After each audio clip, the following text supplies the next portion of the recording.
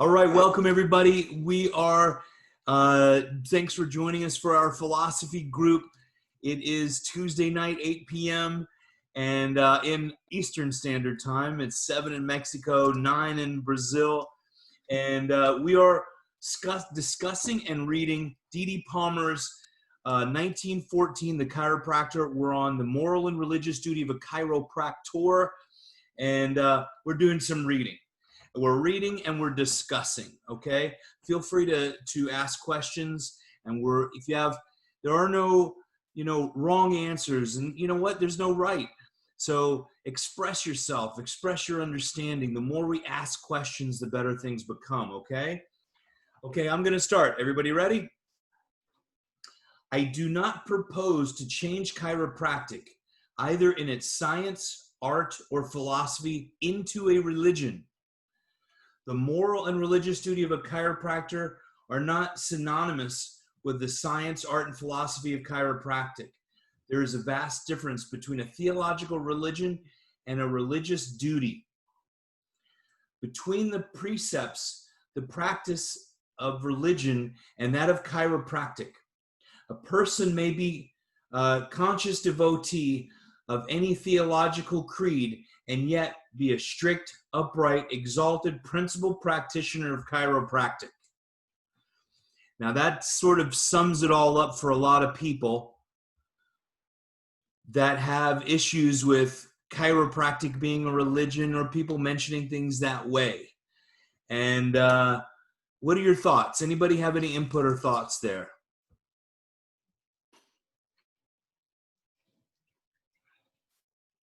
Nothing? So, all the things that people stress about chiropractic and a religion, and he mentions religion and theology and God and all these things that are maybe difficult for people to understand or express. What he's talking about really is our duty to serve mankind and our duty to care for people and to have some morality. If I see someone trip on the curb and I go over and ask them, may I help you? Are you okay? To me, that's a duty of a human being. And if I see someone that is subluxated, or I see somebody that I know is ill and I can help them, to me, that's my duty. That's my religious duty, as really my spiritual duty to my soul and myself and my spirit, that my morals say, I'm going to help you. That's where I get from all of this, right? He sums it up in that line. That's why I wanted to read it again. We read it last week. I wanted to read it again because it's a sore spot for people. They don't understand what D.D. really meant. And I just made a post the other day about a chiropractic and what was happening in the Midwest of the United States of America. At that time, the Seventh-day Adventists just came out of Michigan. The Mormons had just moved to Utah. We had a lot of spiritual growth out of the Midwest at that time, and spiritualism was growing in popularity. And when D.D., he was around all those things. He's trying to put things in words for everyone really to understand, and just growing the philosophy of chiropractic. Pasquale Sarasoli, one of my mentors, he was impressed on us, that realized that he was just really starting to understand chiropractic himself and how to put it into words. So that's what I got out of that. Anybody have any comments or want to ask anything or have any of their own input? So I think it's hard to get it on your the first time that you read it. I was at the beginning, I was trying to understand it as a religion because he was using that word. But now that you put it on that, like with that example about when you see someone that is that needs help, and you have like this ability or this gift, of course you're gonna want to go there and help that person, right? So I think you put an example that was like very clear to get all of that, because, well, I need to read it several times in order for me to understand it. So that was a very good example. And, just even for the people that you're going to care for, making simple examples for them. I'll go back to Pasquale again. He said, speak in parallel so people understand things. It makes it easier for them, right? Tell a little story. All right. Anybody else? All right. Should I move on? Chiro religio, he wrote. Chiropractic religion. The religion of chiropractic and the religious duty of a chiropractor are one and the same. Willard Carver, DC, asked, do you believe it wise to denominate chiropractic as a religion? This question is equal to asking a physician, do you believe it wise to denominate medicine, not the practice as a religion? To denominate medicine as the practice of religion. Webster's Dictionary, latest edition, dated 1910, gives near the bottom of page 1801, fifth column, the Latin phrase religio medici, meaning a physician's religion. Has not a chiropractor as much right to a religion as a practitioner of medicine? It's not chiro religio or consistent with comprehensible as a religio medicio. What he's saying is, don't we have value of something that we can truly believe in? Like the medics is a philosophy. What do you guys get out of that, or should I keep reading? I'll keep reading. Do you believe it wise to denominate chiropractic? Okay. To denominate, it to name, designate, specify, or characterize. Whereas I expressed a desire to rename the science, art, and philosophy of chiropractic. In what sentence have I designated chiropractic by any other decisive title than that by which it is known? What he's saying is he never called it a religion. In what paragraph have I specified or characterized chiropractic as a religion? The science, art, and philosophy of chiropractic is one thing. The moral and religious duty of a chiropractor is a different proposition. The founder, the fountainhead, the creator, the originator, the developer, the one who named the science, art, and philosophy of vertebral adjusting, says emphatically, it is not wise to denominate chiropractic by any other name or title than the one by which it is known the world over. That's chiropractic. Anybody have any input? I hear crickets, but I don't hear anybody saying anything. All right, I'll keep reading. F.W. Carlson, D.C. writes, the religious chiropractic is absurd. I fully agree with Dr. Carlin. To say or think that science, the art, or philosophy of chiropractic, or that chiropractic, the three combined, as a religion, is really absurd and ridiculous. He also says all religions are more or less bound upon superstition. There is nothing superstitious about chiropractic. That's the other man saying that. He's right. All methods of treating diseases, as well as all forms of religion, I lost my place. All forms of religion based on superstition. Chiropractic is a science, as an art, the philosophy thereof, also the moral and duty of chiropractors are free of superstition. They are based upon the knowledge of principles and facts. Anybody have any wisdom to share? All right, guys. I'm not going to do it all by myself.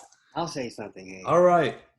He, if you look at the first book he wrote in 1910, D.D. Plowman in the beginning said, he goes, I'm not even ready to write this book.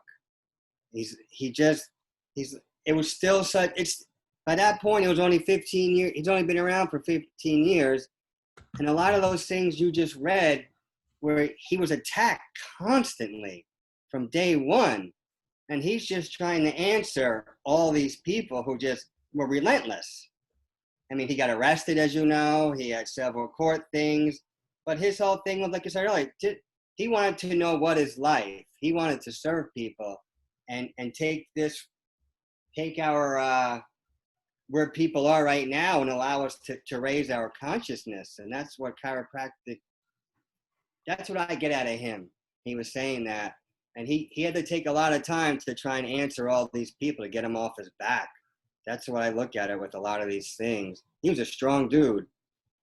He was a strong man to hold up, and God bless him. That's why we're still here. And that's it. Imagine what he went through. Yeah. Amazing. And to hold on to it. Veronica, you were to say something? Yeah. Well, also it sounds like he's making it clear that he's using those words, but he's not trying to say that it is a religion, as Ryan was saying. He's just trying to share and express himself and do it in a way that it is not confused that we're trying to do other things other than chiropractic. Well, and of all the paragraphs that you just read, it only seems that he's trying to make it clear that it is not a religion, but he's trying to get his ideas through. I don't know if I'm saying it right. Yeah, you absolutely are. I get it. We understand you. Anybody else? Yeah. Hi, everyone. Hi. Also, I think because at this time he was willing to raise a profession, so as much as he could not talk about religion, and people are getting to jail because of it, right? And then as much as he could talk scientifically, it would be better, right? Yeah. Well, he's using terms that he can use, really, of in a way, really telling the chiropractor, you have a duty. You've got to get up and care for these people. They're being assaulted with, they had vaccines back then, and drugs and all these things. And bringing this to the people and telling the chiropractor, get up and take care of the people. They need you. And not everybody hears that. That's the way I see it, is you got to go and take care of these people. They need you very badly.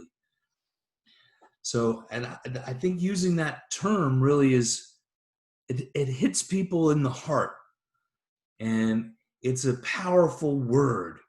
And it makes you really want to jump to something, right? Yeah. Anybody else? Okay. Want me to move on? I'll move on. Okay. Lost my face. Here it is. There is a moral and religious science of chiropractic, the moral and the religious philosophy of chiropractic, a moral and religious responsibility attached to the practice of chiropractic, the moral and religious liberty granted to chiropractors by the Constitution of the United States of America. Also, the moral theology of chiropractic, known in the California medical art as religion. Very interesting. Morally, chiropractors are in duty bound to help humanity physically. Religiously, they are required to render spiritual service toward God. Now that's a big statement right there. The universal intelligence. I'm going to read that over again. Morally, chiropractors are in duty bound to help humanity physically. Religiously, they are required to render spiritual service toward God, the universal intelligence, by relieving mankind of their fetters, adjusting the tension frame of the nerve system, the physical lines of communication to and from spirit. I'm going to stop there. Okay. Anybody have any input there? So we have two different jobs, right? The one that you were talking about, like we can do something to help someone in need that is like a physical need. Like it could be if we saw someone with a back pain, well, we will be glad to help them, right? But also, well, that will be the part that it says your moral duty. But then there's this other part, because I hadn't thought about that like in two separate ways, like the moral one and then the religious one. And the other one is what we have been talking about, that is the most important part about chiropractic, that we, if we can help people like get that connection and express themselves like fully.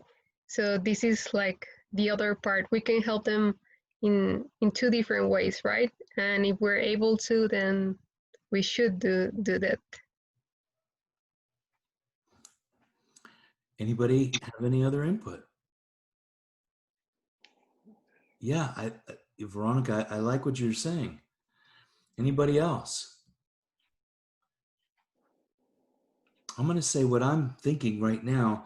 I was listening to my friend Sigafus, and today in the car, I was listening to his CD, and he asked me once a long time ago, and chiropractors often use spirit and innate interchangeably. And he was saying, why is it important to teach people about innate or about their spirit within? And someone brought it up to me recently. What was your answer to Sigafus? Because he recorded it. And I realized it's hope. To help people realize they're bigger and stronger than they've been told. That they have something greater within them that is always working for them to be better. Your spirit in you right now is not working against you. It's working for you, and your body is healing the best it can and functioning at its best for you all the time and giving someone hope. And that spiritual enlightenment or understanding, we can call it religious because we're talking maybe about spirit and God, but helping people understand God is not separate from you, but it is you. And that's what we use as innate, educated, innate, and universal. And innate being God within and expressing life within you. Without that, you're just the material. And if I can give just a little story, on Friday, I had a woman come into the office. She called me. She was one of the first people I ever saw in my office. And stage 4 metastatic cancer, all through her bones. And I said, absolutely, I'll meet you at my office. She drove 2 hours to come. I came on my time off, and I adjusted her. I didn't ask her for money. It's not the important part, but I cared for her. And I said, come back again on Friday, this Friday coming up, and I'll adjust her all day. I said, hang out. I'll adjust you all day long. And it was my duty. I didn't say, do you have a back pain? Can you bring me some x-rays? It was yes, because I know what we're doing is right. So putting this into the practical, right? That's what I try and think of sometimes. But that's what I got out of it. All of it is hope for the person that might not have hope. Does that make any sense? I'd like to share a quick story. Hey, go ahead. About 8 years ago, this guy comes in my office in a wheelchair. I never met him before. He was about 48 years old. He said 9 months earlier, he fell and he fractured a bunch of bones in his neck. He went and he got surgery, fusions. He said he was unable to walk since then. So he hadn't walked in 9 months. So to me, I always ask God to show me what to do. So I saw it like a movie in my head. That's how I take care of it, like a movie, and I have to follow it exactly. So he comes in, I did the movie I saw in my head exactly. I look at him, I go, put your hands on my shoulder. This guy's like 6'2", I'm 5'7", so I go, I'm a perfect height for you to put your hands on my shoulders. So I go, now stand up. And he stood up, I go, now walk. And he was walking while holding on to me. So went out to the waiting room, there's a bunch of people there, and his mother and his sister were there, and they all freaked out. And then he started to walk on his own, and he's been walking ever since. He moved, but he kept coming in. But for me, everything we just had up until this point is illustrated. But I didn't say a word to him because I have that inside of me, and people can sense that from me, that this guy has something that's going to help me, and they'll find you. To me, that's why that lady called you and drove 2 hours. So it's important for me as a chiropractor to have that inside of me, and that will help. I believe it just gives that person they feel safe where they can grasp on and have a stronger connection to God, and to me, the Holy Spirit, they'll allow it to flow through them. And that's how that man got up and walked. As Pasquale would say, I zapped him. And that's it. Anyone else? Stephen, you had your hand up. Yeah. Do you guys believe what DD believed, that the adjusting of the tension frame of that the nervous system is the physical line of communication to and from the spirit? That the nervous system is the physical line of communication to and from the spirit. I don't know about that. Are you asking a question? Yeah.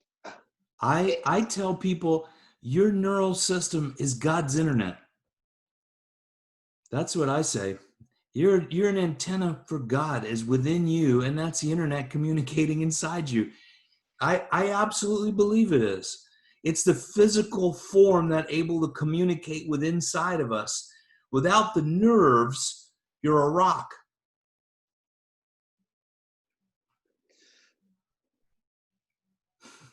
Period. That's what I feel. Anyone else? Does that have any clarity, Stephen? You want let's discuss it. What else do you all have to say about that? That the nervous system is the communication between the non-physical and the physical.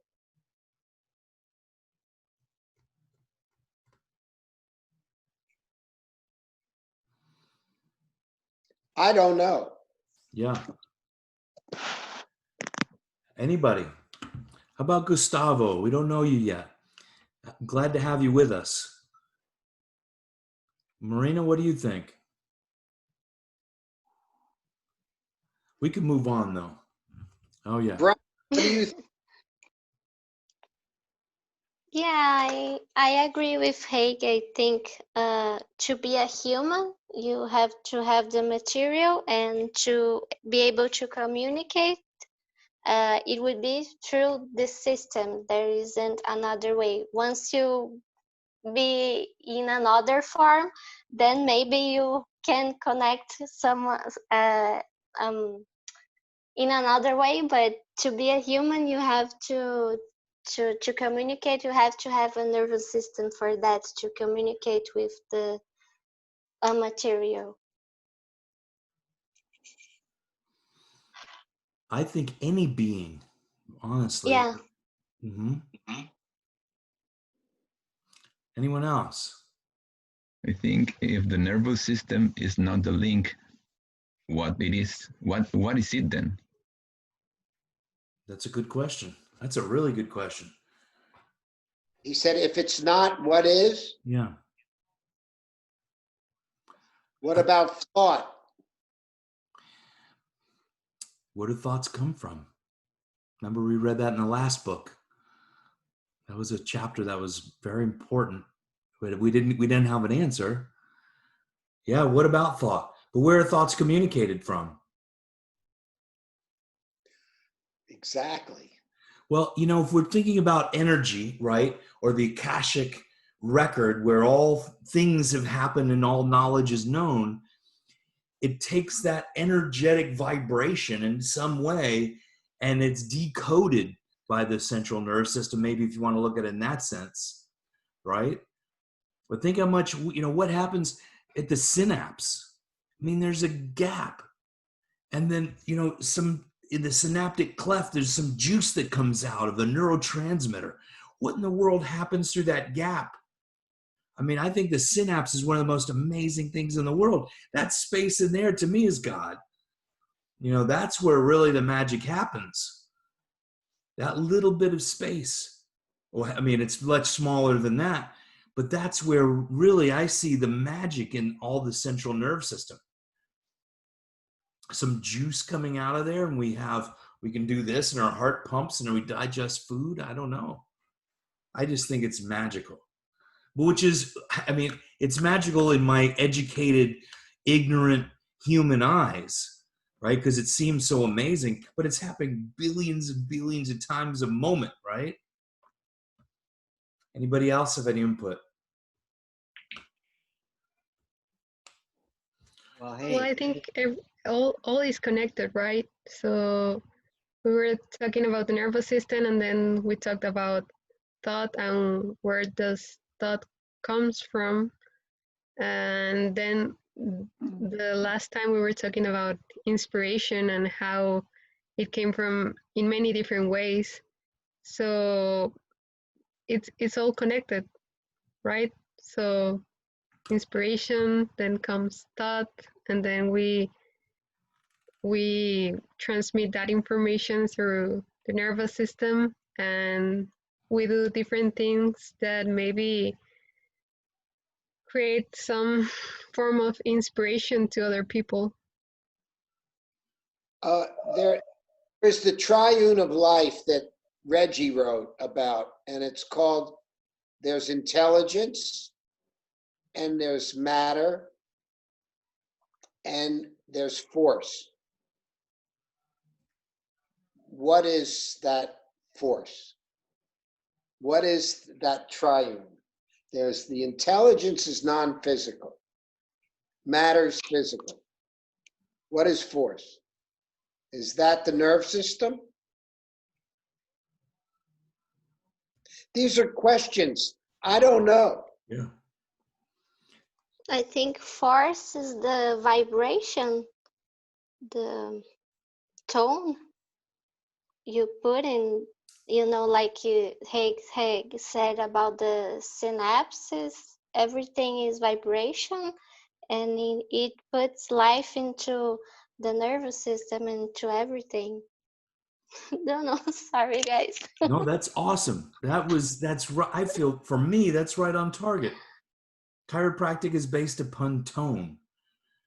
I think that sums it up. That's really very, very pertinent. Go ahead, Brian. D.D. Palmer, life is the expression of tone, and in that sentence is the basic principle of chiropractic, is what he said. But one of the things is, I learned from Pasquale, is like, we're really beyond all of this stuff. He's like, you can't be thinking about these things while you're serving someone. He's like, you just get on there, you get in that pause, and you just do it. And it's amazing how that man who came in my office was told he would never walk again. So when he got a little bit stronger, he went back to those doctors who told him that, and he cursed them out. And he walked out of it, and he said, how dare you tell someone they can't do something? How dare you? And to me, that seems to be what that world's about. Don't and can't. And chiropractic's about all things are possible with God. And that's chiropractic for me. And it's really beyond, I don't know. For me, we're floating beyond all this talk about the nerves and synapses and stuff. And we're just getting right to it. When that spirit comes in, whatever needs to be healed up will heal up. And hey, I know you've seen it, and I've seen it. And by the way, some chiropractors won't take care of people in wheelchairs. I know this because they come to me and they tell me that. Just take care of them like anyone else. You'll just know what to do. If you really want to help them, you got to do things a little bit differently. That's true, but you'll figure it out. I was at Haig's house once. He adjusted someone while they're in their wheelchair. And I've done that too. So all things are possible with God. And that's for me what chiropractic does for people. And I see it every day. And it's a beautiful, beautiful thing to be a chiropractor. And looking deeper into ourselves, Yeah. it's not that you said we don't need it, but we really have to have taking this time for introspection. Yeah. You were gifted to have Pasquale. Yeah. I was gifted to have Pasquale, and to have mentors. It's up to us to bring, I feel, to bring this thought to more people now. Yeah. That it is my duty as a mentee of our mentor to teach what we've been learned, about what we've been taught, and bringing this into a perspective for students and chiropractors to start thinking this way, where when they meet a challenge, to feel, I know I'm doing the right thing. Because this woman that came to me with stage 4 cancer in her bones, she went to chiropractors all over Orlando. Nobody would touch her. And I said, yes, I will meet you there as fast as I can. How quickly can you get there? And it wasn't only the adjustment. Think about that. It was that energetic exchange of love, Yeah. of caring and hope and God. We prayed for a moment. We didn't have to do a long prayer. We said, well, you're healed right now in this moment. I don't need to wait the signs. She said, I'm done with tests. I didn't send her for an x-ray. I'm done with tests. I'm never getting scanned again. I don't want anything else. No more chemo. I'm over it. And they said, okay, you're healed right now. This is it. So we have a duty. And that's where I really am that was so poignant, Brian. Thank you. And Stephen, because thinking deeply about these things, because it's not just something to pass over. But then when you go in to serve the people, I don't have to think about it. Yeah. I'm not bringing, like Brian said, I'm not bringing, okay, I've got to think about this and I've got to say a prayer and I've got to stand on one foot, take off my hat, whatever it is. It's just there in us. It becomes us. And what Brian would say, you're structured for it. Yeah. You're structured. This is structure determines function. Am I right? Yeah. It changes your structure. Do you guys have that in Mexico? Do you say structure determines function? No? Nope. Well, now you heard it. I also believe that you can't take the philosophy out of chiropractic and just limit it to the adjusting of the neural, what did he call it? The tonal, how did he refer to it? Is it skeletal tonal adjusting? To me, you can't leave out the philosophy. That's right. And the love. And when you talk about the link, the philosophy is part of of chiropractic. It's a triune. It's a triune. Yeah. Art, philosophy, and science. Yeah. And a lot of these scientists insult chiropractic and all that. And Pasquale, his professor, a guy named J. Robinson Werner, he wrote a bunch of books. And he says, if science can't explain chiropractic, too bad for science. That's right. I like that. That's so great. Anybody have anything else? Well, Go on. There is a picture of a man painting himself, a self-portrait, and he's pointing at his picture of himself, of his portrait. He's going, that's who I am. And that's what science is. Yeah. I think the guy's name is Kastrup, Kastrup. If you Google him, he says it's disconnected. Science is a way to explain how things work, but it's not the experience. It's not, it has practical value. But when you paint a picture of yourself and you point to it and go, that's you, no, it's removed. And so science is useful, but it's not reality. It's removed. It's symbols. And what we do in our office is we're living in that lovely state as we adjust. And that's why I love it. Can I ask Stephen something? Yeah. Stephen, what do you mean by the experience of it?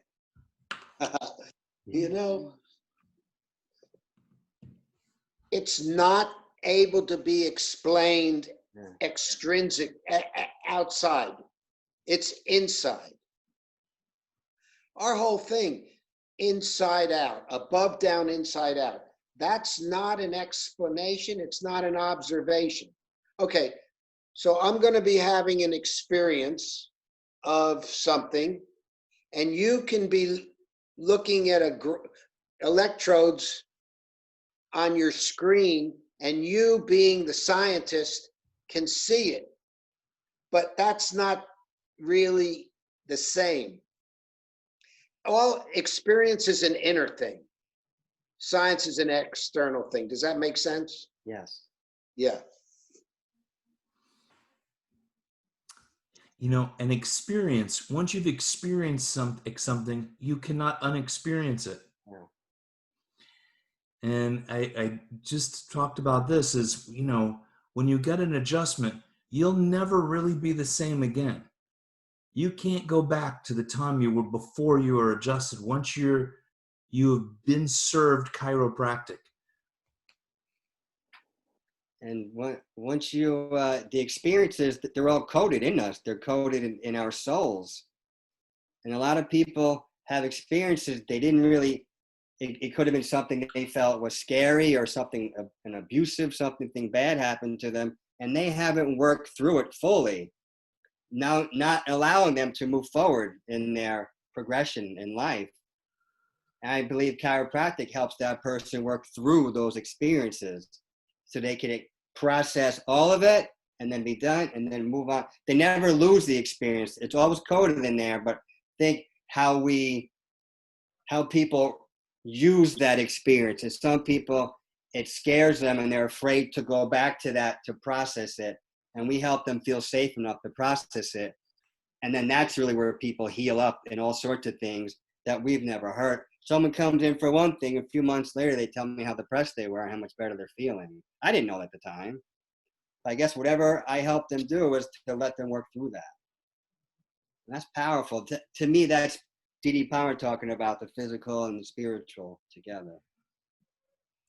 I don't know how long you guys have been practicing, but there used to be a guy in Florida, Stanley Kaplan. Yeah. And he would do these things called how to assign a permanency. Everything's permanent. This conversation I'm having with you is permanent. And it changes the universe. But these guys focus on permanently impaired. We focus on permanently the opposite of impaired. I like that. Yeah. All right. Anybody else? That's good stuff.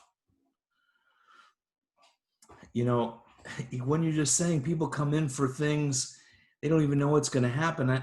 Just the other day, one of my son's kindergarten teacher, she's coming into the office, which I love that because I know they're thinking more clearly when they're taking care of my children. But she said, I'm going to go see my endocrinologist. I've got type 1 diabetes. I've had my whole life, and my blood sugar's been perfect every time I take it now. And I says, would my doctor think I'm nuts if I tell her it was because from chiropractic? And I said, yeah, she probably will. But your body is healing, and they don't understand chiropractic. You can't get wisdom and science from the person that has no idea what they're going to be talking about. That's why that's another reason why we do this. That's all good stuff. Anybody? So the idea that the physical lines of communication, the nervous system is the physical lines of communication to and from the spirit. I would say, yeah, among other factors that maybe are not yet discovered. Well, that's a whole other thing. Intellectually understanding things we have no idea about, of course. I'd say probably 99% of the things out there we don't even know exist yet. Yeah, that's great. Absolutely. I think so. You know, they're talking about nerve impulses, action potentials. Preceding that is this thing called sound. Have you heard about that? The sound wave. Huh? Yeah, it's a wave. Yeah, what's with that? And can you change the neuroskeleton with a thought, with a kind word? I believe so. You know, Masamune Emoto, he did the messages of water, and looking at the crystals with the, you know, how, you know, words have so much power on the water. You know, think about that with the, let me think about this. Can we have that communication without the nerves that you were talking about? That was my question. Yeah. Marina, go ahead. Also, I was thinking before we even have a nervous system, when we are formate, how do you say that, being built? Yeah. How does that work? I think it's through the vibration between cells, so maybe not necessarily the nervous system has to be there in order to be that net to God, that link. Can I tell you, Marina, that was deep. This is, I had a question and I brought it out because when I share this with other aspiring people, somehow the group helps me understand. I asked the question and I'm getting more understanding. Thank you. It's a wonderful discussion we're having here. That's that's what discussion's for, right? Getting these, I mean, these are existential things, but they really mean a lot. And what Marina just said, you know, I didn't even think about that, of cell division of this beautiful baby growing, because the first thing I think of is the notochord. Oh yeah, it's the nerve system. And then she brings in cell division. How are these cells communicating? And then we get into deeper existential thought. I mean, that's just amazing. Absolutely amazing. Yeah. Anybody else? If you go to page 15 in the 1910 book, it's that quote about how chiropractic has the seat of honor and distinction. Yep. And that Didi spoke about. And then when one day we have a more refined understanding of chiropractic, he hopes to be the medium through which we can use it to help the denizens of the earth. And by doing this, I believe that's what we're doing. Absolutely. Because this goes, you know, we're going to be putting subtitles in Spanish and we're going to put them in Portuguese. Okay. And with those two languages, really, we can cover the earth. It is of service. Young chiropractors coming out and digging a little deeper than just technique or moving a bone, where we're digging deeper and understanding chiropractic at its essence. And that is absolutely, I think, important. And it helped me serve chiropractic to the people. And like Brian said, I'm not thinking about it coming to the table. Same thing, I'm not thinking about technique or anything. And if anything, and actually I learned this from Brian and Pasquale, is that you'll be told what you're connecting spirit to spirit. That body might not know chiropractic, but that spirit does. Yeah. And it tells me, do it this way. And I say, okay, I don't have to think about it anymore. And I do this first, or I go and put SOT blocks on some pregnant mom, which I use twice a year, but I get a message to do it. And, you know, that is coming from the clarity when we talk about what you said before, Veronica, was going from the physical to the innate or the spiritual, and an acting is the part, the next step of taking action. And you and I talked about that before, or we all have before. It's that action of saying, okay. And that's getting the educated mind out of the way of the things that I think I know. Well, this worked before with other people, and I'll do it this way instead. And B.J. Palmer actually said, you might adjust somebody and their leg pain goes away with the first adjustment. Another person comes in with the same pain. It might take you 5 adjustments. Another person comes in with the same thing. Nothing changes at all with them. Because we're doing what we think we should know from educated mind. And it's the inspiration through the material to the action.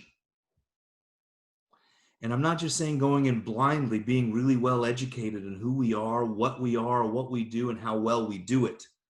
To me, that's all very important. Of course, you guys know you've been to adjusting with me a lot. And that's, for me, I think it's paramount for this whole profession, is to understand it all. Anybody else? Oh. Well, what comes to mind is that when I make a contact and I'm on the bone, I take out the tissue slack, and I'm on there, and then I just vacate my intellect because I don't know when I should adjust, but I wait. And it's become a habitual visitation now of going into nowhere, and then I'm adjusted as I adjust. I don't know how to describe it, but it's more in the heart than it is up in here. I'm not thinking, I'm allowing to be used. It's amazing to hesitate before you make the adjustment and ask God,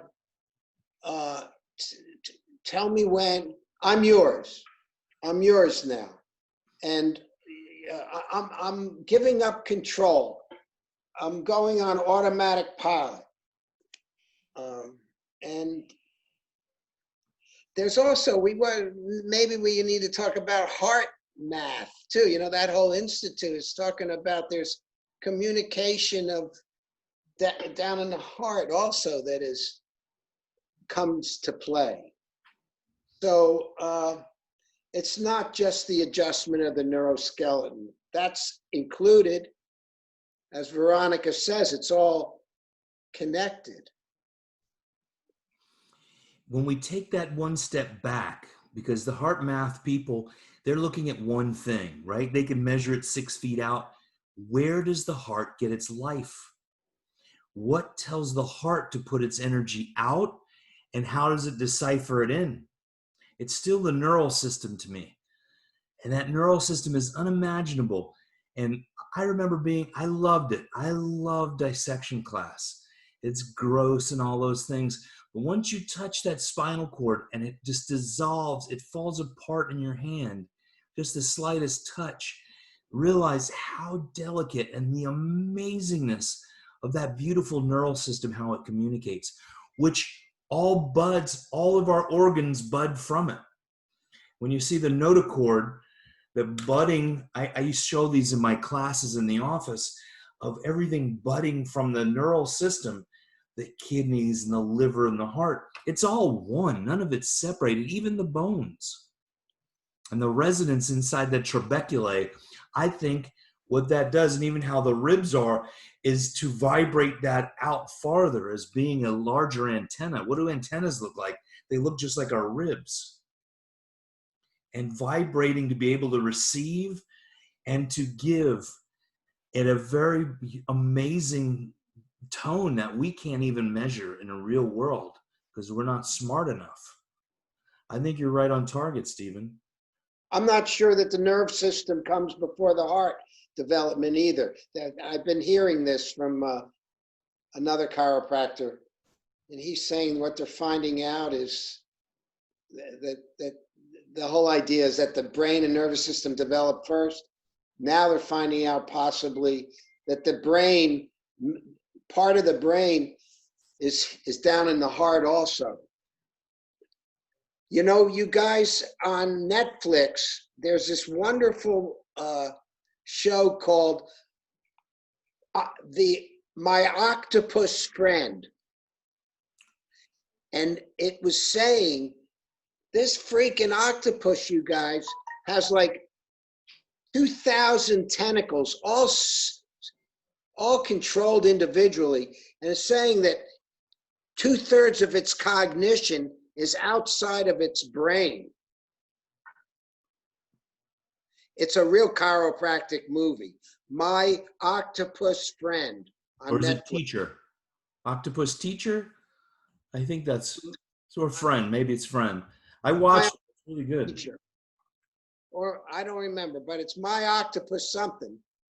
I want to go back to that other part, though. We want to look at our bodies as being particles, that we're parts. The reality is we're one whole. It's not the heart. It's not the lungs. It's not the foot. It's all of it. We are all one big giant thing. And, you know, and then if we look at that vibration even bigger, all of us being connected as one as well. Wow. So it's not that nature, you know, we don't live alone. We're living with the vibration of all things around us. So we're not particles of things. We're not eyeballs. We're one. A uni being. Yeah. All right. Guys, it's 8:57. We've gotten some really awesome stuff. I really loved this tonight. And does anybody have any closing things they want to communicate? I just want to say one thing. The other thing that we do as chiropractors, I've been a chiropractor for 24 years now. And I've taken care of a lot of pregnant women and seen a lot of babies come in through this world. It's a wonderful thing. But I've also helped people on the other end when it's their time to make their go to the next plane, the next level, or pass away, whatever terms you want to use. And that's a very powerful experience too. And it's like a rite of passage.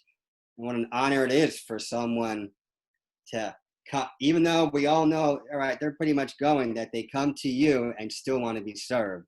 And some people are like, well, why do you keep doing that? That's not going to help them. So, well, they asked me, so that's why I'm doing it. And they're getting something out of it. And maybe we'll talk about that the next time. We'll talk about that next time. Because let's start there. Because that's big stuff about, we talk about life and transition, I think is a very powerful thing. Brian, write a little note for us. I'm going to write it down too. All I have is crayons. I just want to say it's an honor to be around you guys. Thank you. To be around such, like, priests, high priests and priestesses. Thank you. Thank you. That is absolutely, I feel honored to have you all here myself. All right. That was a beautiful evening. Thank you, everybody. We're going to translate this into Spanish, and then we're going to translate also into Portuguese, okay? Have a gorgeous night, Carol. I love you and appreciate you. And tell Bob we said hi. I think he's probably there too. And have a great night.